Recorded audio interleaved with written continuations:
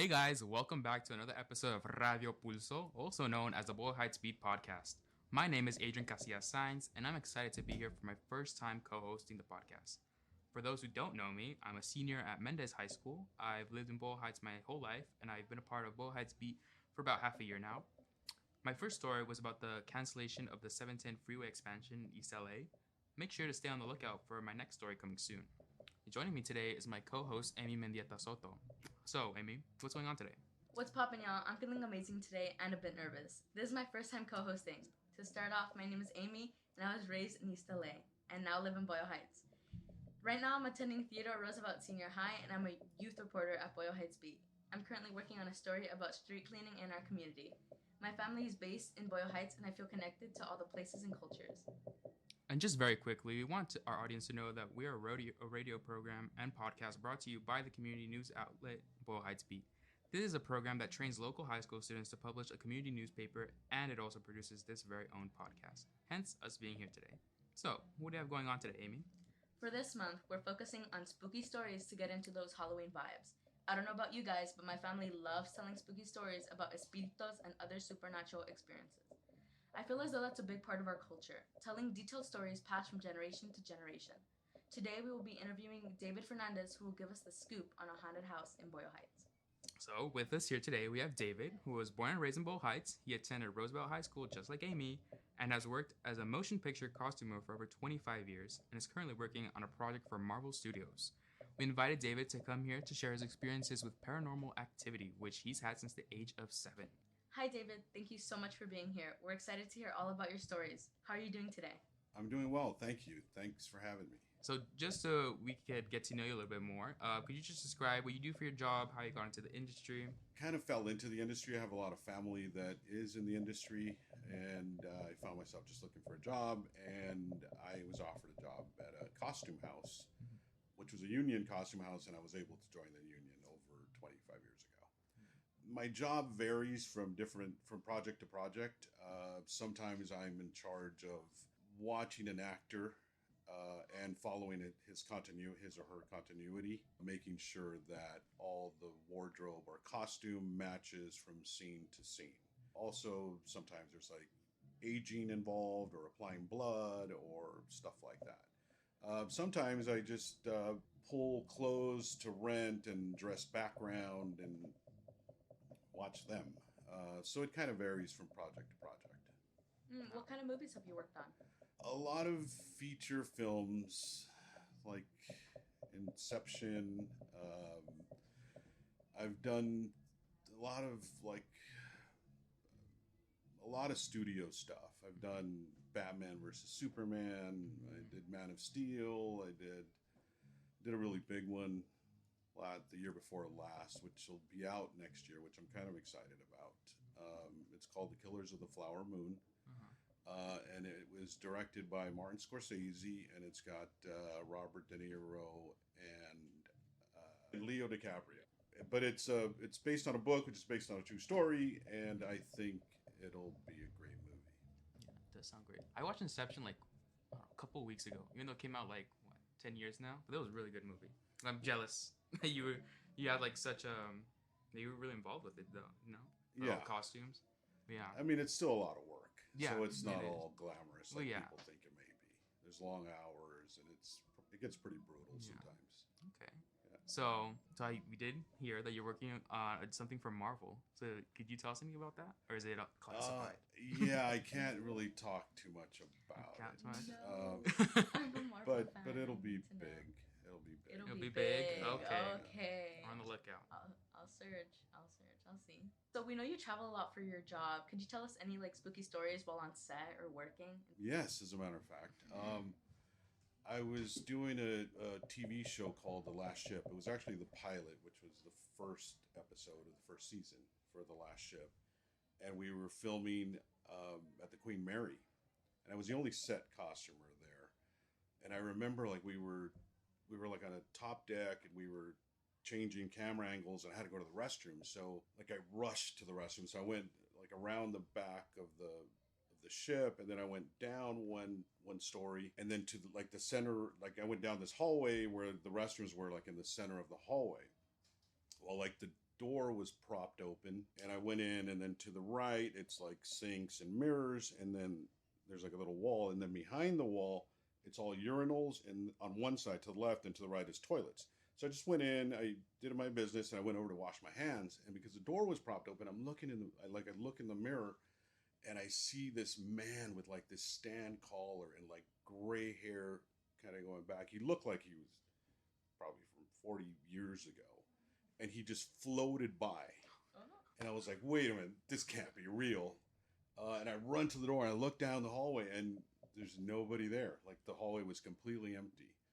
Now I had done that ghost tour at the Queen Mary with my brother before. And we paid like, it was like the expensive one. Because I guess they have like different tours. Yeah. And it was like the $300 one. And we went through and it was kind of cheesy and they try to scare you. And I didn't see anything and didn't feel anything.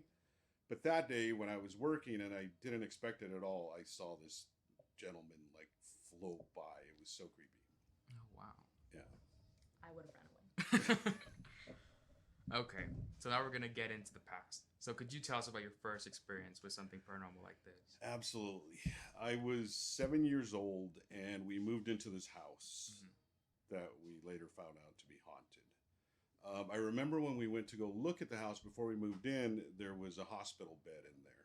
And I thought that was a little odd, but I mean, I was 7 years old and, you know, maybe I didn't really think much of it. But when we finally did move in, that hospital bed was gone. We did move in. I remember we moved in on a Saturday morning and nothing seemed out of place. But my mom I would later found out that my mom would hear the phone ring. And back, like now you have, like most people don't have house phones.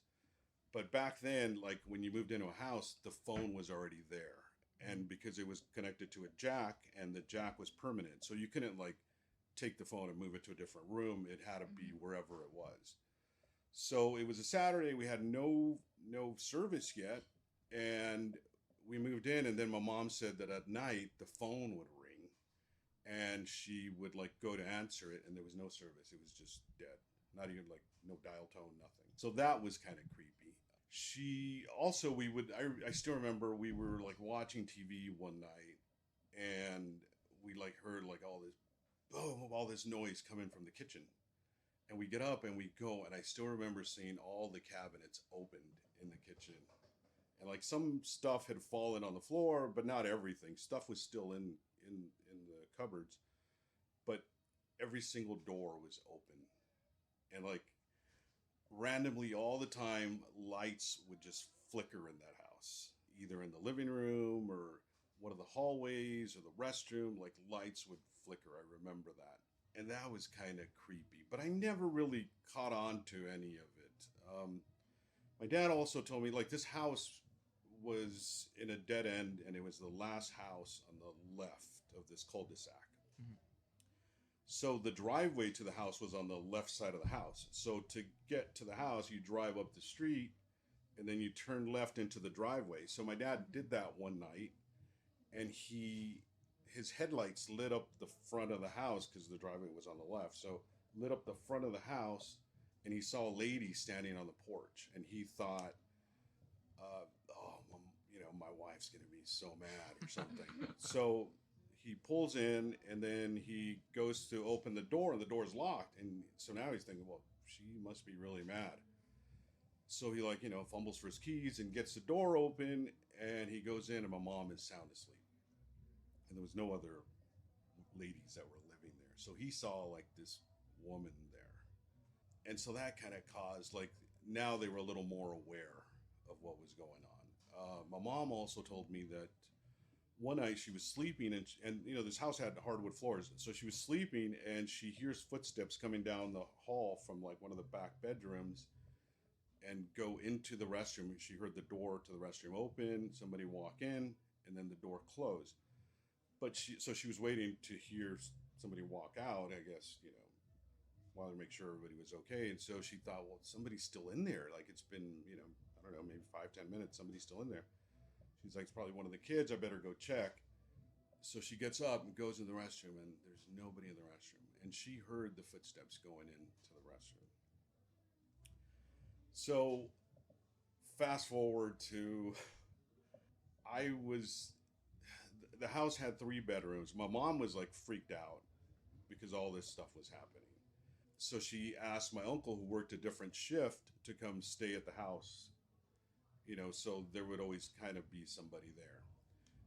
And my uncle had this watch that I loved, and I still like love watches. But back in the day, it was like almost like the first, well, at least the first digital watch that I ever saw. Like you would, it's not like now where you just hold your Apple Watch and you see the time. This, you actually literally had to push a button and then it would light up.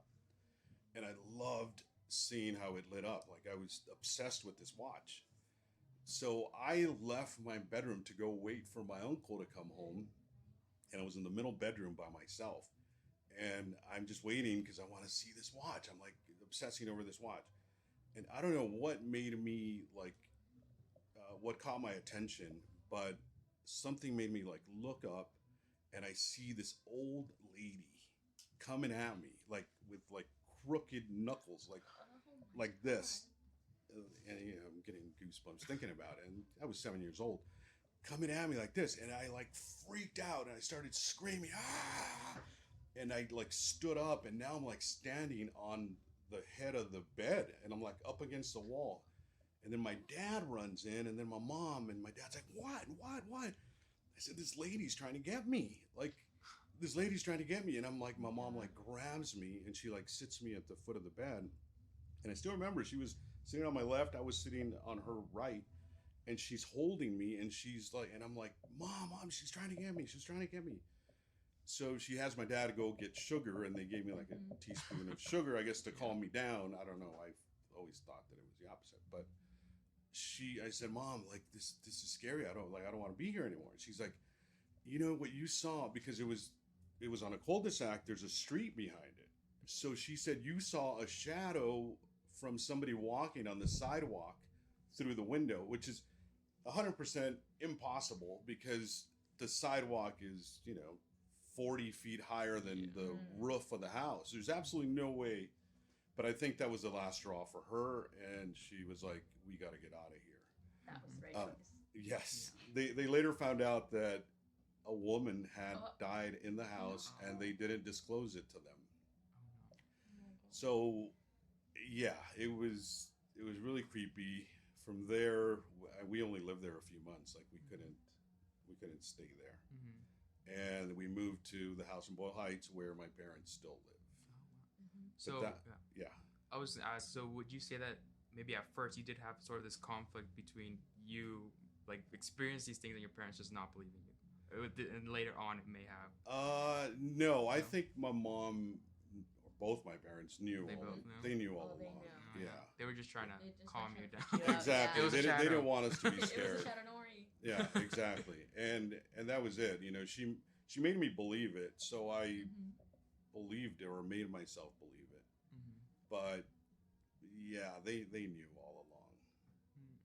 Yeah. So was that your most memorable and terrifying experience, like, ever with the supernatural, or is there like something else? Well, it was my first, so yes, it was definitely really scary.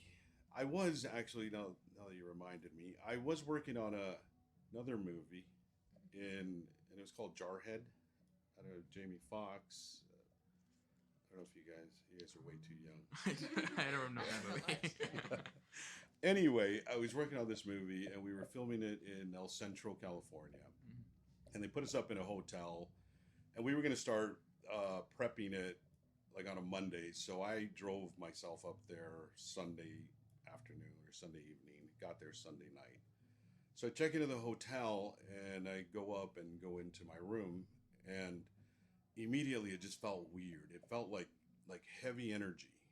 And I was just like uncomfortable. I felt almost like somebody was in there with me.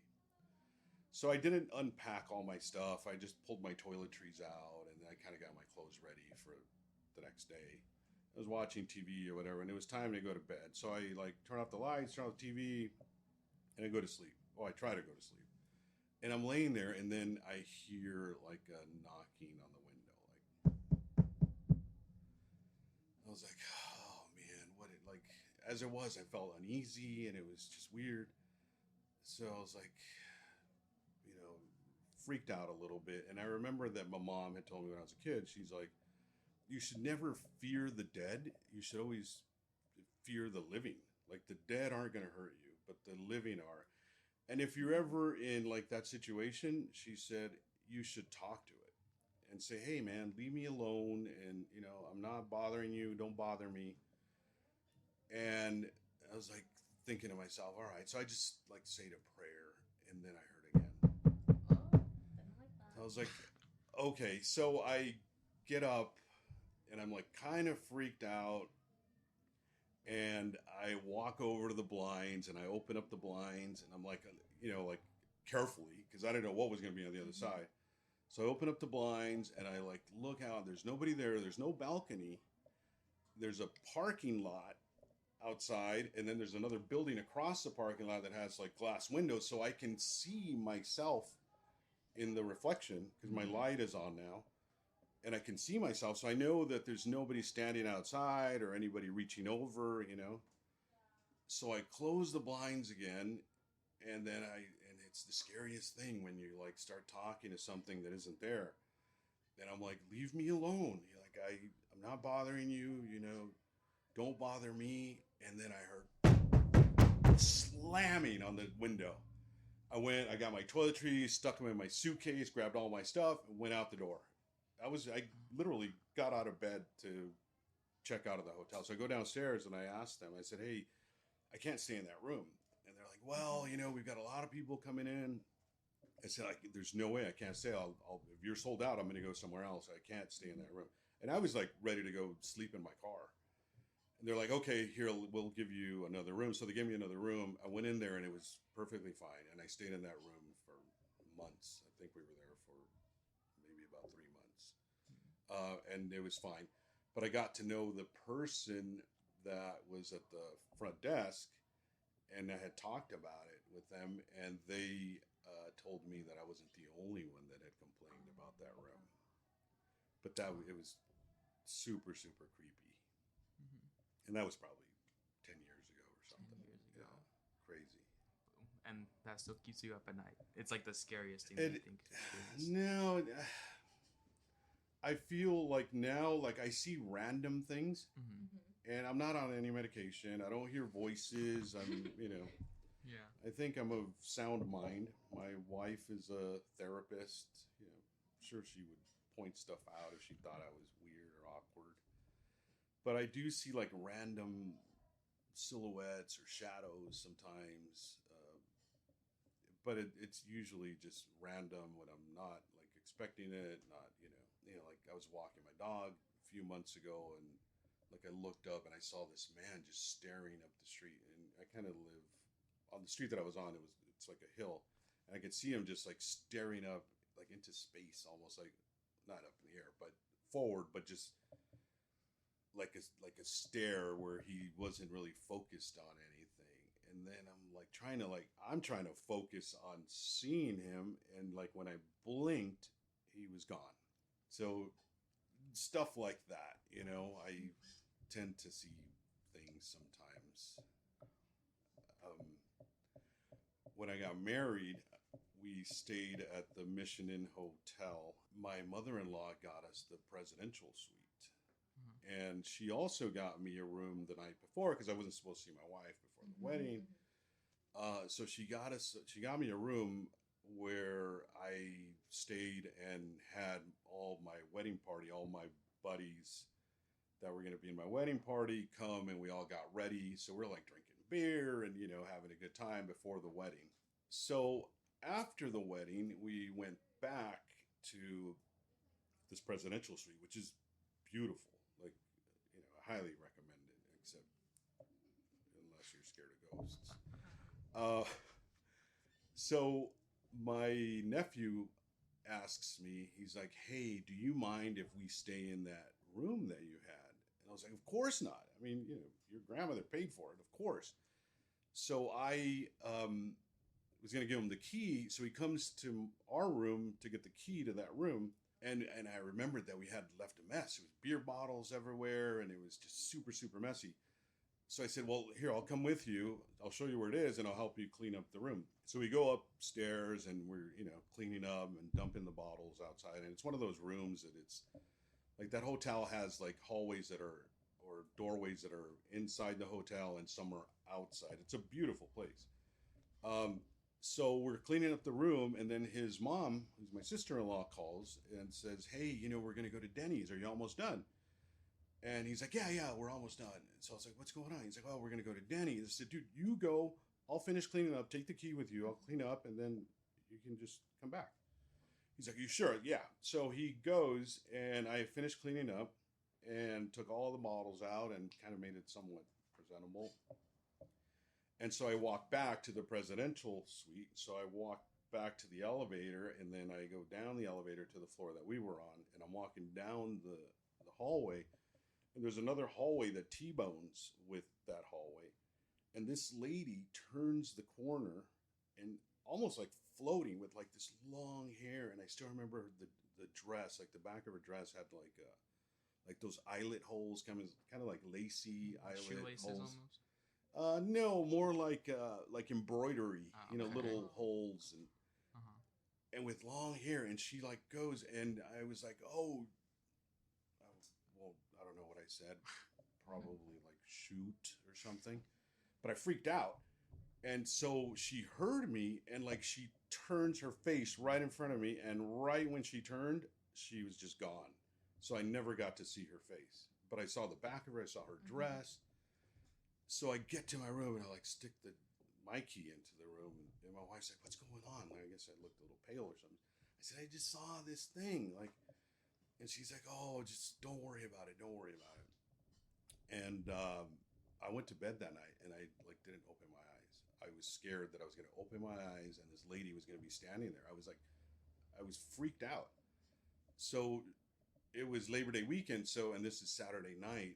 So my mother-in-law had got us the room, beautiful room, got us the room until Monday. Well, I couldn't stay there. I'm still creeped out by it.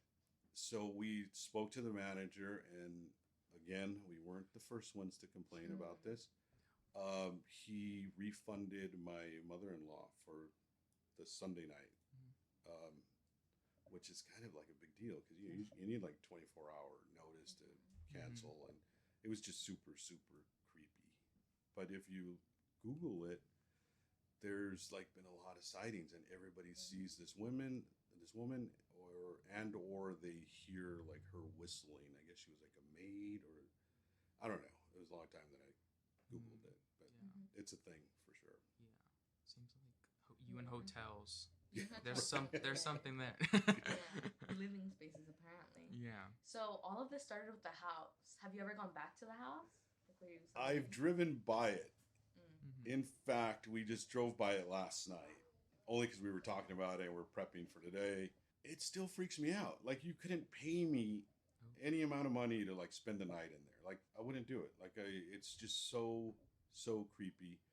So yes, I have seen the house, and it's the creepiest thing you'll ever see. I mean, I can write down the address for you guys, and I think you should go check it out for yourselves. I don't know about that one. I think I'll pass. It's a creepy place. So do you try and avoid it at all costs? Like, you'll go to the street if you need to pass by there or something? No, I actually drove up the cul-de-sac last night. So I've gone by there. Like, every hair on my body was standing as my headlights were like lighting up the house. Because like I told you, even to go and make a U-turn, your headlights are going to light up the house. And it's really, really creepy. I don't know if the people who live there now experience anything. I've always wanted to ask. There have been times where like I've just driven by to see if I saw anybody out there. But I feel like now I'm at the point where I'd rather not see it or talk about it. It's really, really creepy. How has having these paranormal experiences impacted you as you grew older? That's a very good question. I think it's just opened my eyes to other possibilities. Like, I mean, there's a lot of people that don't believe in the paranormal. And because I've seen it with my own eyes, I believe it makes me see, the world in a different light. Like, I think anything's possible. I mean, there could be aliens. Who knows? It's such a huge, vast universe. Like, why couldn't there be other life forms out there? I mean, they don't have to be aliens. There could be humans somewhere else, on a different planet. I don't know. I guess it's made me open my mind to other possibilities, things that I don't see with my own eyes, but I won't just knock them just because I don't know. It's almost like this less closed-minded. Exactly. Yeah. Exactly. Okay. When I was little, my mom told me a story about her own supernatural experience. She was basically telling me that when she was 7, she was playing with her younger sister in their pueblo, and then suddenly, like, an espíritu appeared and tried to grab them. And they started running away, and my mom, she's, like, really quick-minded, so she climbed an apple tree and grabbed an apple and tried to throw it at it. But she accidentally smacked her sister right in the forehead with the apple instead. And then she, like, jumped down, and they both ran inside and, like, hid. So, like, my question is, do your family members have any stories that they've passed down, or do they also have encounters from their childhoods? Yes. Both my brother and my sister and my mom have all had their own experiences. I mean, I think I told you my dad's experience. My older brother would go to bed and he would hear somebody whisper his name, like George. Yeah, that house was just really creepy, and I don't even know if it was the house, but it was whatever it was. I don't think it was just normal energy, because I think there is a lot of like energy. I think this thing was heavier, and it definitely was not nice. Like, why would you freak out a 7-year-old kid? Like, this thing was like, I don't want to use the word demon, but could have been. Yeah. It was definitely malicious. Something Oh, I malicious. know. Yeah. So I think I know the answer to this question, but do you 100% believe in the paranormal? 100%. 100%. Absolutely, yes. What would you say to someone who doesn't believe in it at all? Well, I mean, you can't convince people. Yeah. But, I might not believe it had I not seen it and experienced it myself. I just think that you should open your eyes and your mind to stuff like this, because stuff like this really happens, and it's around us all over the place. So hearing all of that, just gonna ask, do you think there are any logical explanations for what happened in any of your, like, encounters? Absolutely not. Nope. The knocking at that hotel, there's no way. There's no way. It was definitely on glass, and I could see, from across the way, that there was nobody back there. Nobody could possibly be back there. And then as far as this house, I mean, the flickering of lights, maybe, but cabinets opening up, I don't think so. And seeing this woman who, number one, it wasn't like a family member. My brother and my sister, I was 7, my sister was probably 9, and my brother was 10. This was an old lady, and I could see her eyes and I could see her hands. There's no way that it was anybody in a costume. No, absolutely no logical explanation. Okay. So would you say that the source of these experiences were your environment, or were they like yourself? Do you have something to do with that? That's another good question. I think it's definitely my environment. Your environment. I feel really comfortable at home. I don't really have issues, and a lot of places that I go, I feel super, super comfortable. When I do go places where I do pick up on stuff. I do feel like the energy feels heavier wherever I feel like there's a presence. And I've gone many places where I feel like heavy energy, and I feel like somebody's there, and I don't see anything. I don't, so it's not like I've got this gift, and I don't think any of it follows me. I think it's definitely in my environment. Yeah. It's like, would you say wrong place at the right time? I guess you could. Yeah, I guess it depends how you look at it. I personally don't. I find it interesting. Yeah. And yes, I did take that haunted tour at the Queen Mary, but I never really expected to see anything, and I didn't. And it was only until I didn't expect to see something that I did. So I don't know. I'm kind of glad that it's not something that is like an everyday thing for me. Like I don't see dead people because I don't know how to be able to handle that. I would not. I Nope. probably wouldn't go to work and I'd just stay at home Yeah. every day. Ghost whispers are on Yeah. eye on. Exactly. That was a scary I know. feeling. What do you think about like those shows that are like ghost hunters or stuff like that? Do I you think think those are legit? I think some of them are. Yeah, I would Mhm. imagine some are. There's some that I think could be made up. Uh-huh. I know there's like the Linda Vista Hospital Mm-hmm. here in Yeah. Boyle Right Heights. here. Yeah. I've heard many things. I've heard that I've never been in there. I was working on a show once that we shot actually literally across the street. It was a movie Mhm. called A Better Life. Mm. You should you should watch it. It's really good. Okay. But we had our base camp there, and I like walked around the hospital. It was closed at the time, and I walked around the hospital and just trying to see if I could see or hear anything, and I couldn't. But with my job, I know a lot of people that have filmed there, and I believe there's like a floor there that they will not film on because sound picks up sounds, and when you're filming, it's got to be super super quiet. Yeah. So the sound department will have, they'll hear thumps or voices, um, and they hear things that kind of jeopardize what they're trying to record, especially when there's dialogue and it's quiet. So they will avoid that certain floor. I don't know what floor that is, but I've heard from many many people that it is haunted. Okay. Okay, well, I think that wraps it up pretty much. Thank you so much, David. I definitely won't be sleeping well tonight, but it's all good.